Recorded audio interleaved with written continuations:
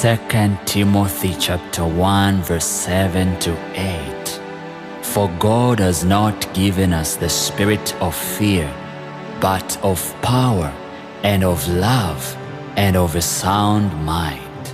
Be not you therefore ashamed of the testimony of our Lord, nor of me his prisoner, but be you partaker of the afflictions of the gospel, according to the power of God.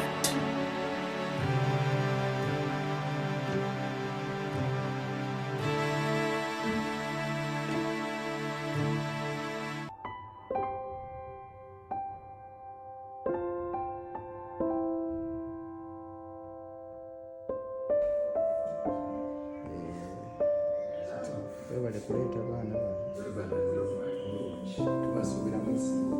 nawe webale kubaagaliza kusitula ebitone ebibali.